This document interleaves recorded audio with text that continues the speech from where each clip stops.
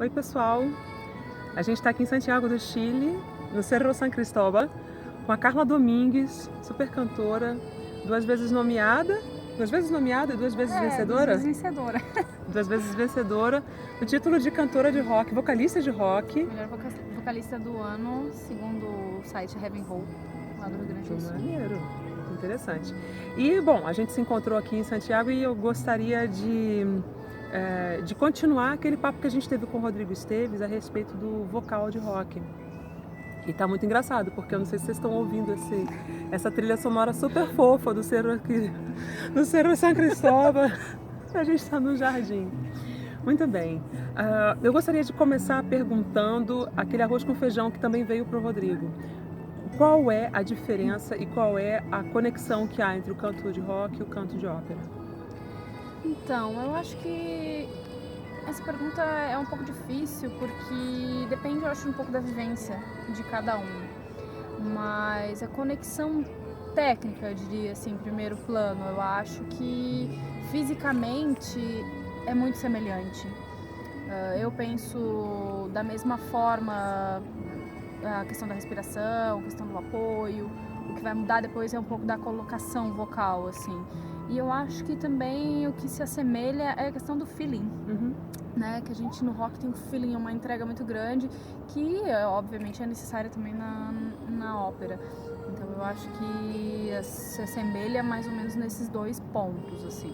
Tecnicamente falando é o mesmo papo, né?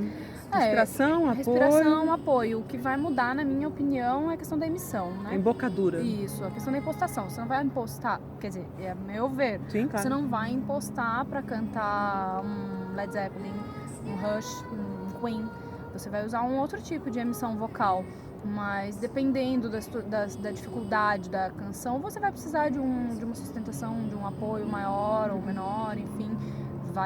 Você tem que ter um domínio técnico e físico, sim, para fazer isso. Você recomenda que um jovem estudante que esteja na carreira do rock, esteja fazendo um caminho no rock, vá um pouco para a ópera, para se amparar tecnicamente?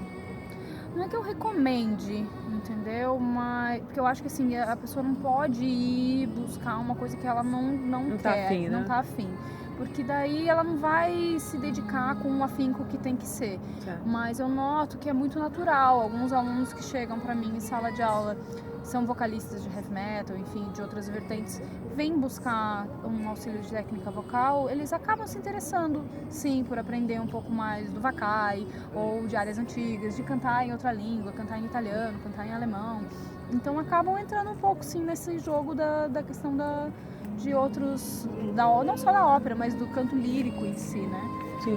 Mas é uma coisa meio que eu não procuro, não é uma regra. Quando o aluno é do rock e chega pra mim, eu não trato como uma regra que ele tenha que aprender canto lírico. Certo. Mas os exercícios vocalizes, a maneira como eu explico questão de respiração e apoio, inicialmente sempre é a mesma, assim. Me fala uma coisa, a gente estava no funicular subindo para cá e ela mencionou uma coisa muito interessante que eu como professora também já anotei. Os tenores não têm quebra na passagem para o agudo. Os que vêm do rock. Os que vêm do rock, eles não têm quebra na passagem do agudo. É interessante esse fato, né? A gente estava conversando e a Carolina falou, e eu concordo, que talvez seja pela questão da entrega física, entendeu? Que os cantores, os vocalistas de rock, geralmente eles almejam fazer agudos e tal, e treinam muito em busca disso. Treinam, assim, de uma forma bastante empírica, não sei, né? Escutando muito, tendo algumas referências de cantores que eles gostam, enfim, e acabam imitando e chegando a bons resultados por essa via. Sabe o que me ocorreu? Será que é porque o cantor de rock não tem medo de falsete? O som... eles não têm problema.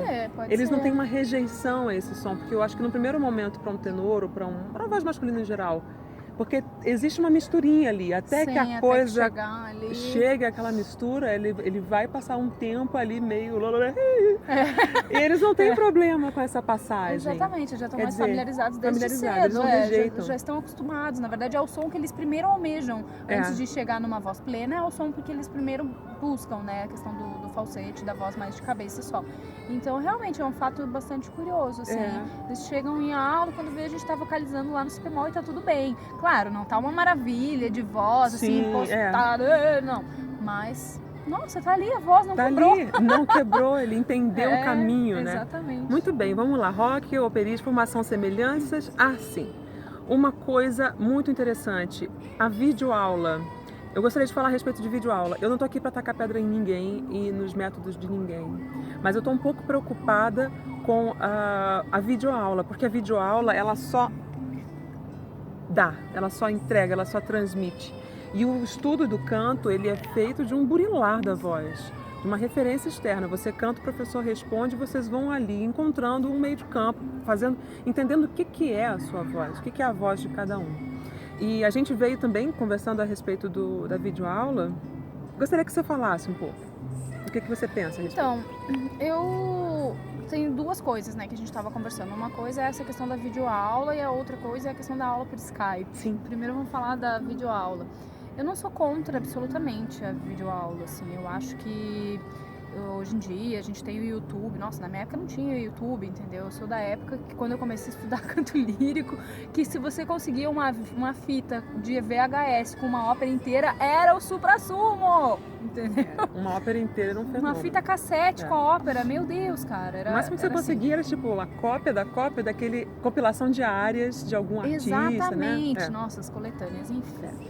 Então hoje, assim, com o advento da internet, com a popularização, eu acho super interessante, assim, que os alunos possam procurar no YouTube referências, sobretudo os iniciantes, né? E ver o que as pessoas estão falando, o que os professores estão falando. Esse que é o problema, né? Sim. Que a internet é uma terra sem lei, então qualquer um pode falar o que quiser. Se você tem embasamento ou você não tem embasamento, enfim, você vai ali, coloca, você vende o seu peixe e compra quem quer. O que eu acho que é importante ficar claro é que o aluno não pode viver só de videoaula, entendeu? Eu acho que você tem que desenvolver também um senso crítico. No ponto que você assiste um vídeo e você tira dali o que você acha que valeu a pena e o que é importante, o que funciona e o que não funciona. E venha discutir com o seu professor em sala de aula. Porque se você for um aluno que só vai pelo que o YouTube te diz, na boa, eu acho que você não vai muito longe, não. Não vai muito longe. Porque não tem feedback, entendeu? Existe uma coisa que me pauta e vejo o que você pensa. O canto, ele é essencialmente tradição oral. Uhum. E a tradição oral, ela precisa desse contato, Claro. desse estar com o outro. Sim, né? E até porque também é aquela questão que a gente estava conversando. Quando você vai fazer uma aula, quando você recebe um aluno em aula, para começo de conversa, é um indivíduo novo, é um aparelho vocal novo, é uma pessoa com histórias diferente de outra que já esteve na sua sala de aula antes. Então, a maneira como você vai abordar os assuntos que têm que ser abordados com o aluno são diferentes. Então, você não pode generalizar. Quando você pega uma videoaula, você generaliza. Então, o que está sendo falado ali nem sempre se aplica para o seu caso, para o seu tipo de voz, para o seu nível enquanto estudante. Exatamente. Entendeu? Então, vai nesse ponto. Por isso que eu sou meio assim... Até que assim, os alunos vêm muito... porque eu vi uma videoaula do Vacai. Tá, tudo bem, você viu uma videoaula do Vacai. Mas quem estava dando a videoaula? Para começo de conversa, né? Enfim, N coisas. N coisas. Mas eu acho que é importante a gente frisar. Lá atrás com a Marília Vargas a gente também conversou isso. Eu acho que é sempre bom voltar. A gente ensina quando a gente tem proficiência, quando a gente sabe o que a gente está fazendo. Eu não estou dizendo que você que está jovem aí não possa ensinar. Você pode ensinar. Eu acredito que ensinar é uma forma de fixar o conhecimento, de aprender. Mas existe diferença entre você assistir a masterclass da Renata Scotto pela internet, da Mirella Freni, daquela grande artista que você preza, consagrada realmente com lastro, e assistir uma videoaula de uma pessoa que às vezes não tem o mesmo lastro, não tem uma experiência. Não tem uma experiência, não que aquela pessoa não seja bem intencionada. Então cabe a você usar seu filtro. Importante. Ok, a gente não falou a respeito da aula por Skype. Isso, então, aula por Skype, né? Eu sempre fui meio assim, meu Deus, mas como se faz uma aula por Skype? Eu nunca fiz aula por Skype na vida. Mas tem muitos alunos me pedindo aula por Skype, por incrível que pareça. E aí, então, foi engraçado, porque eu conversei com a Carolina e ela me disse, não, então, eu também tô tendo essa experiência, tem sido bacana, então... Não sei, vamos experimentar. Eu sempre prefiro o esquema presencial, até porque quem sabe faz aula, quem sabe que já me conhece, já fez aula comigo, sabe que eu sou muito da coisa física, entendeu? Eu vou ali ver se o aluno tá. Pegar na Exatamente, se o pessoa. aluno tá apoiando, se tá mexendo, se não tá, se tá tenso, se não tá. Aham. Eu sou muito assim, minha aula é muito, muito física. E eu não sei, porque a minha escola era assim, entendeu? Claro. A minha professora fazia a gente cantar às vezes com a cabeça lá no chão, Aham. entendeu? Vale tudo para você conseguir o resultado.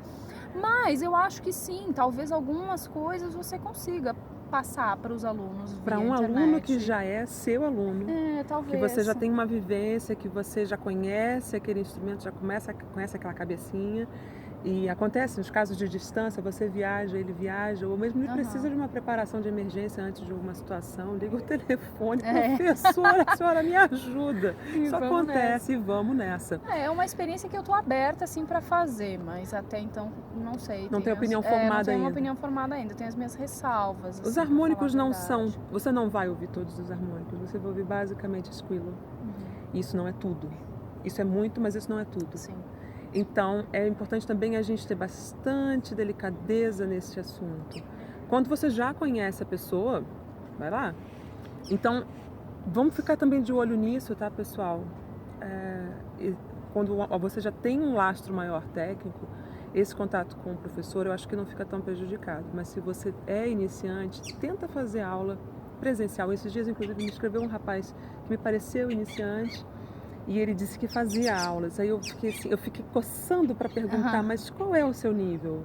Porque se for iniciante, tem que ser o professor pegando você mesmo, botando você de cabeça para baixo, rolando. Porque é assim, esse mexer na massa é muito importante também. Vamos falar uma última e terceira coisa, que é a rotina do cantor de rock e a longevidade do cantor de rock. Você estava falando a respeito de uma profissionalização maior que está acontecendo, que vem acontecendo nos últimos 15 anos no cenário rock aí do Brasil, né? Na verdade, assim, essa é a minha opinião. E também porque é um meio que eu estou inserida mais ou menos nesse tempo, assim. O que eu vejo? Na verdade, não tanto no Brasil. O Brasil acabou sofrendo alguns reflexos disso, mas mais na Europa eu vejo isso acontecendo. Que também aconteceu que antigamente sempre a mulher teve um papel muito, muito reduzido no rock e metal, né, digamos assim. E de uns 15 anos pra cá, algumas mulheres começaram a entrar em algumas bandas e fizeram sucesso, e veio a coisa do symphonic metal, gothic metal, enfim. E a mulher ganhou um espaço bem maior. Junto com isso, eu acho que veio também uma maior atenção das gravadoras e das indústrias para com esse estilo, talvez até pela questão da popularização através da internet e tudo mais. Então, questão de qualidade de gravação, qualidade de imagem, qualidade nos shows, enfim, né, da sonorização, tudo isso melhorou muito. E com isso, obviamente, vem a questão do cuidado maior que os cantores e os musicistas têm que ter no estilo também. Então, aquela coisa, assim, claro que ainda tem, né, do cantor de rock ser largadão na bebida, na droga, tá? Ainda tem, obviamente, claro, em todo meio tem, eu acho. Mas no rock eu acho que deu uma boa melhorada, assim, nesse sentido. Sim. Então, hoje em dia tem, inclusive, muitos cantores de rock e metal fazendo aula de canto, fazendo aula de drive, que é o que a gente estava falando, Sim. né? Uma técnica vocal mais voltada para o estilo, justamente procurando ter um embasamento maior para aguentar uma rotina de 5 shows na semana, uma turnê de 30, 40 dias, na qual você tem que berrar toda noite, né? Então você tem que ter uma técnica para isso. Então, já tem alguns professores de canto se profissionalizando nisso. No Brasil ainda não, mas fora do Brasil já tem realmente alguns professores se dedicando a esse tipo de técnica vocal, e eu acho que isso tem sido bastante interessante, assim, para os cantores. Então acho que hoje o perfil do cantor de rock ele já é um pouco diferente do que era um tempo atrás, assim. A gente mencionou isso. Trabalhar um aluno roqueiro é a garantia de que o cara vai ser disciplinado, dedicado, na maior parte dos casos, dedicado, disciplinado, empenhado. É um prazer, né? É um prazer trabalhar esse perfil, né? Não, e você falar que tem muita gente que é preconceituosa com rock, metal, porque pensa, é só barulho, é só berreiro. E não é. Na verdade, eu acho que os músicos desse meio são alguns muito virtuosistas, entendeu? E a maioria deles, esmagadora, até muito mais do que os cantores, os instrumentistas, são muito ligados à música clássica, sim, justamente porque vão procurar, através da música clássica, da música erudita, digamos assim, né, nesse meio, vão procurar ali a fonte de aperfeiçoamento dos seus instrumentos, né? Então, muitos guitarristas, baixistas fazendo curso, bacharelado de violão clássico, enfim, para buscar um aperfeiçoamento nesse âmbito. É excelente isso, né? E aí os cantores também não é diferente, né? Muitos cantores indo fazer também bacharelado em canto para buscar a mesma fonte, digamos Isso é assim. muito legal, né? Isso é muito legal. Pois é, né? Vídeo. Muito bem. Bom, pessoal, então é isso. Agradecendo a Carla Domingues. Obrigada. Que gentileza da parte dela de conversar com a gente. Eu acho que isso contribui porque é curioso isso, né? O canal, ele é um canal originalmente feito para os jovens estudantes de canto lírico, só que ninguém é uma coisa só na sua história de vida, então eles perguntam muito. Eu falar que a gente está falando que é muito importante a questão do preconceito. Ah, verdade. Né? Porque, então, eu como cantora lírica, eu na verdade, se não fosse o rock, eu não teria começado no canto lírico.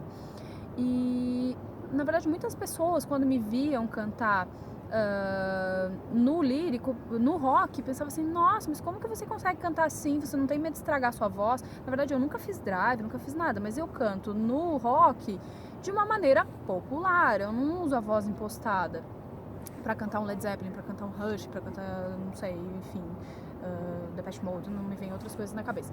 Mas eu sei que o contrário existe. Na verdade, o preconceito maior tá em alguns maestros. Então, algumas pessoas do meio erudito, quando ficam sabendo, fulano, ciclano, canta rock, que horror, não é bom cantor, então não vou chamar. Gente, isso existe, infelizmente. Então, eu acho que cabe a todos nós que estamos transitando nesses dois mundos, trabalharmos para que isso seja desmistificado. Eu não sei até que ponto as pessoas acompanham a minha carreira, mas eu sempre procuro desempenhar os meus papéis da melhor maneira possível, tanto no âmbito erudito quanto no âmbito rock. E eu acho que todos os cantores que seguem nesse crossover, digamos assim, eles deveriam também ter essa mesma preocupação. Eu estava lendo um artigo que falava justamente isso, que o bom cantor, ele tem que estar pronto para cantar uma ópera amanhã, sendo que ele cantou um concerto rock hoje à noite. Entendeu? Então, é mais ou menos por esse lado que a gente tem que pensar. E, na verdade, assim, eu nunca dei muita bola para preconceito, entendeu? Quem quer me chamar, me chama. Quem não quer me chamar, não me chama. E eu tô aqui, justamente em Santiago, correndo atrás de uma audição. Então, assim, o caminho da gente é a gente que faz. Então, você também que tá assistindo, se você tá mais ou menos pensando em seguir nesses dois caminhos, é você que vai fazer. Entendeu? Então não se preocupe também muito com o que as pessoas falam. As pessoas às vezes falam demais. É verdade, falam sem saber. Mas isso, um beijo, muito obrigada. Valeu, pessoal. Tchau, vamos fazer uma coisa. Vamos fazer uma coisa. Quem tiver perguntas pode escrever. Pode escrever para mim, pode escrever para Carla. E se surgirem as perguntas, a gente publica na forma escrita, ou ela mesma faz um videozinho, me manda por WhatsApp, eu publico. Vamos continuar conversando. O que importa é conversar, é desmistificar. Um beijo, tudo bom. Tchau, tchau.